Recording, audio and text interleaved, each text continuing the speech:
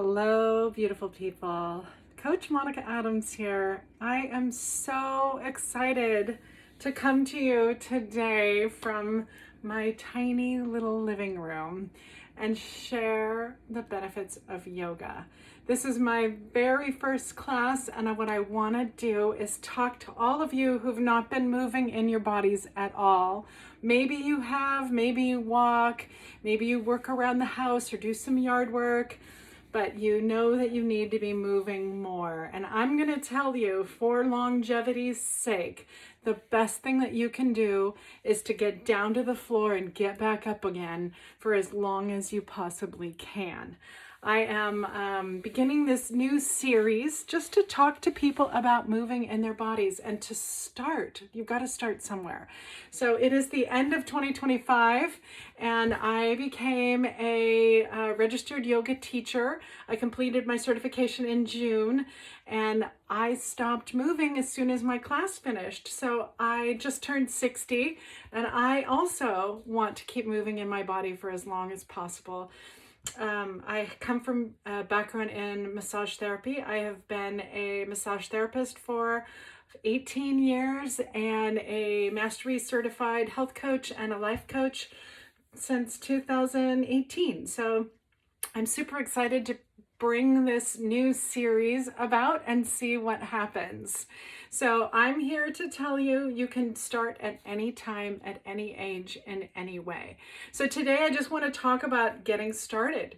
What do you need and what kinds of things can you do to prepare your space? The first thing I did was I rolled up my rug and I made a space for my yoga mat. And honestly, I don't have a ton of space. I'm currently in a 400 square foot apartment. When I moved in, I looked around, I was like, I don't know. I don't even know if there's room for a yoga mat. I can't live anyplace. There's no room for a yoga mat. But essentially, I have room between the furniture, fingertip to fingertip between the couch and this other thing. And that's about all I have. And then I just have enough space for the length of my yoga mat. So you got to make your space clear, clean, safe. Let's talk about things that you can get or around the house that maybe you have that could support your yoga practice. So first of all, if you can't get up or down from the floor, you can start with a chair. So I have a folding seated chair. It's got a little cushion on it. I love the cushion. And you might want to just start here. Like, that's a perfect place. It gives you stability. It gives you balance. You want to make sure that you are good and healthy in your body. If you're concerned about getting up and down from the floor, just start with a chair. So I'll be doing some chair yoga classes as well. And mostly my focus will be on just gentle movement and restorative and working your way back to movement, balance, and stability in your body. Let's talk about what else you need. Some people are like, I don't like yoga pants. Well, then just wear something that's comfortable, that is easy to move in. There will be times that we are on the floor and you want to take off your loose drapey stuff so that it doesn't get caught up in things. Most people wear yoga pants because you don't get in the way. There's no extra cloth. I have found for myself that I like the feel, that it's like a hug on myself. And I like the ones that are kind of high-waisted so that I don't feel like I have to constantly pull them up. If I'm wearing a pair of yoga pants and in the middle of my workout, I feel I have to pull my pants up, they're not the pants for me. You may or may not like a tight-fitting tank top. I just have a loose clothes and then I have like a sports bra on underneath my shirt. So you'll find out very quickly what works for you, and we might be in a variety of situations where as we shift and move our bodies, you may find that something else might be right for you. Years ago, I heard it said that people with autism, and I had a brother-in-law that was on the spectrum, that they tend to attract or want to have snug fitting clothes. It helps with proprioception to know where you are in space. And I thought, what? That is fascinating. And I actually started wearing more of those like snug fitting workout tank tops. Just just as like a hug around my body. I don't know, to tell you the truth, if that helped or didn't help, but I find that that's what I'm comfortable in. So mostly I want you to wear what you're comfortable in. Let's talk about what else you need for your setup. So I recommend some yoga blocks. Now, I went to the thrift store and I found somebody else's yoga block. This one has this cool pattern on it. And I don't know, it was probably $3 to $5. So somebody recycled their yoga blocks. Thank you very much. I have one of these. I like to sit on it when I'm on the floor. Now, if you're nowhere near getting on and off the floor, any kind of chair, you just want to make sure it has a flat seat so that you are comfortable in your seat. The other yoga blocks that I have, I bought, these are the cork blocks. And I love these. I love the idea that they are from the earth, of the earth, that I'm putting my body on and my hands and my skin on this. Like, this just makes my heart sing. You definitely want to pair. There's going to be stuff that we do where maybe we're on our elbows or using the blocks to do a downward dog. There's so many modifications that we can do, and blocks just make the playing field level. That's for sure. I know for me, when I went to a yoga class, one of the hardest things that I had to contend with was my own experience with myself. And that's really what yoga is all about. So I'm going to take this yoga block and I'm actually going to sit on it. So I'm going to shift this chair just for my own comfort. And you could use it on the, we're going to call this the tall setting, the shorter, or you can even go sideways. So whatever is right for you.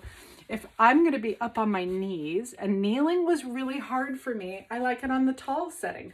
That takes the pressure off and I'm in a nice position.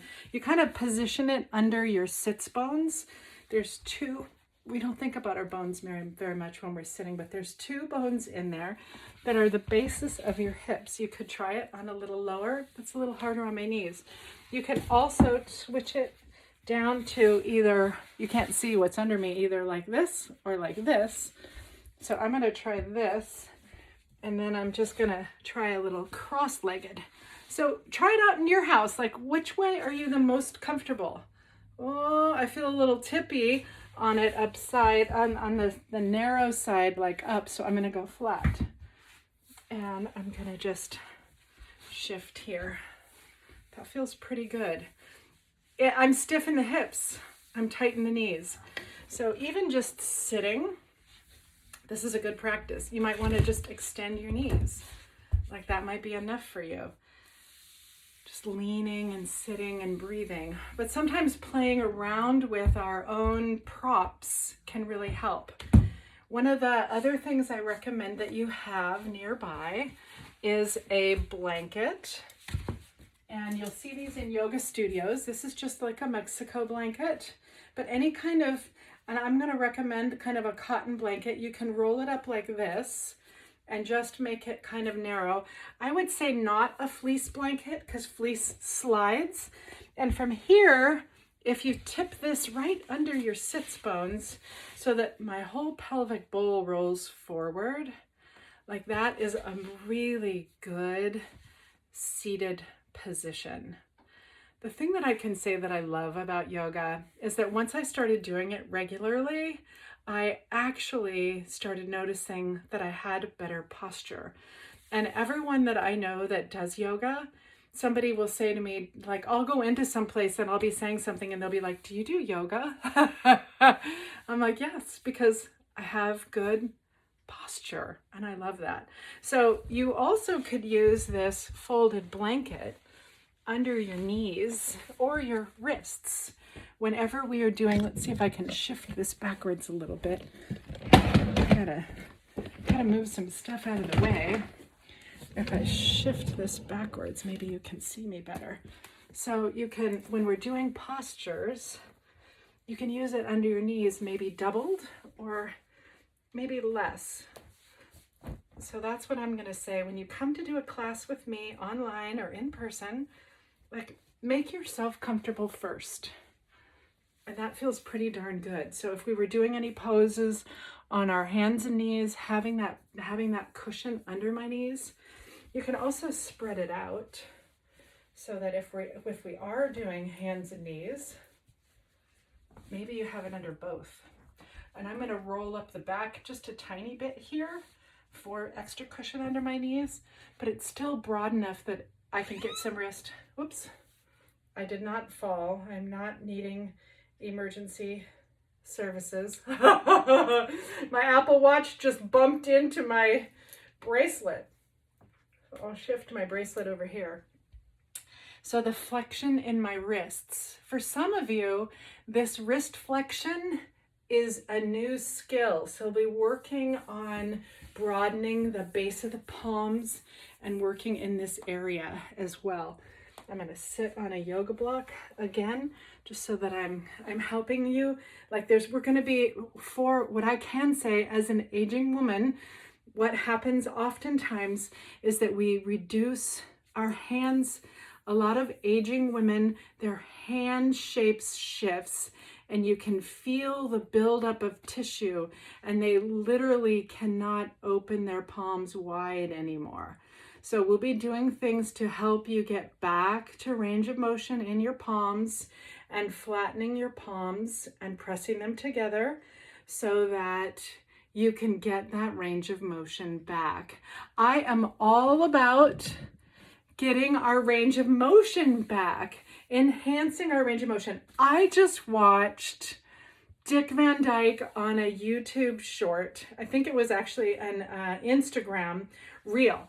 And he was on the ground at 99 years of age, showing his exercise routine, saying he just wanted to make it to 100. Now, he just made it to 100. And I'm going to tell you that getting down to the ground and getting back up again, even if you have to crawl over, use your chair and hoist yourself up for stability, that is one of the best things that you can do for longevity in your life. As soon as we fall, and we will in our age, and we can't get up again, we're in trouble. And if you want to keep yourself out of a home and a care facility where they don't let you go to the bathroom by yourself, you have to do it in a pan, you need to be able to walk, ambulate, get yourself to the toilet and back. Like,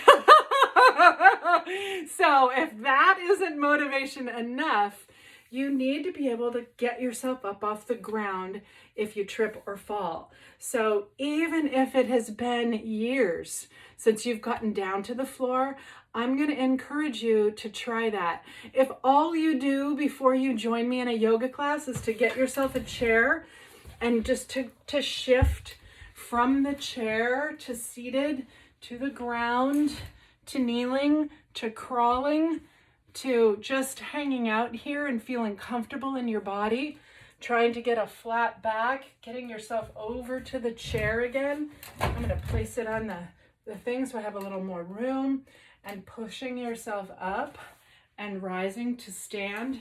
That is one of the most important skills that you can keep in your lifetime as we age.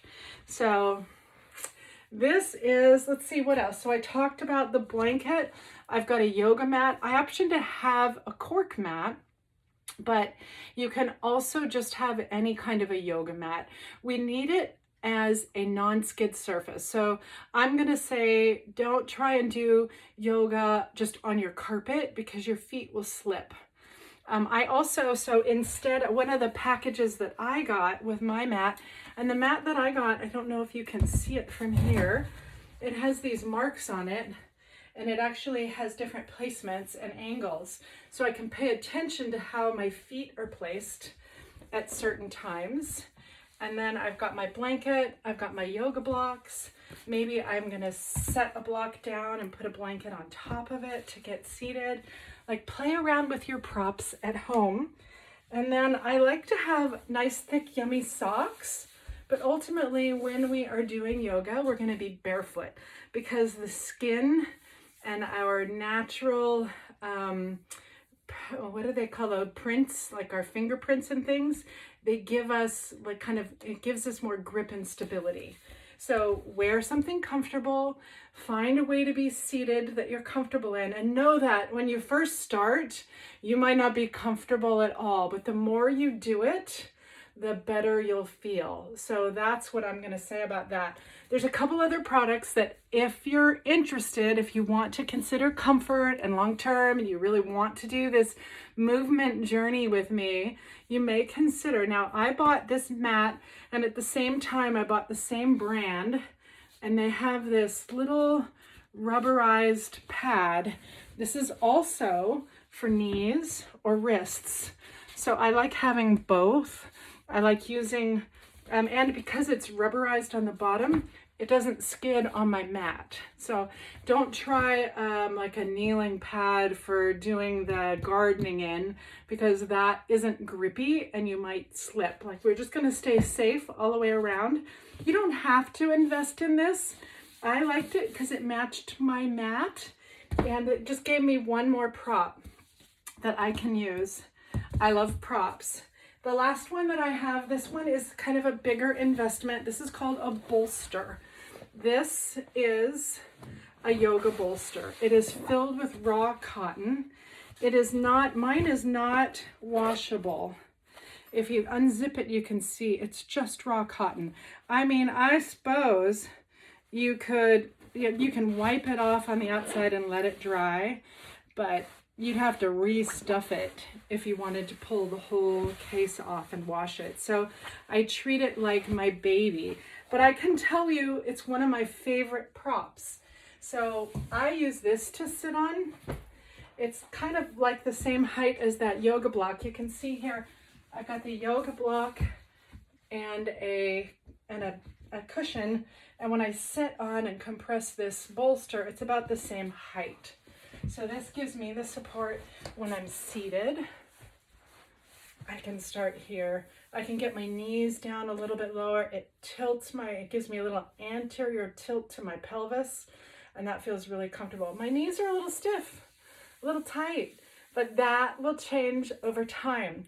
If you just messed around with your stuff and got on and off of the floor every day, you're going to be way further ahead than a lot of people. If you just sit here in your body and notice the tightness with love,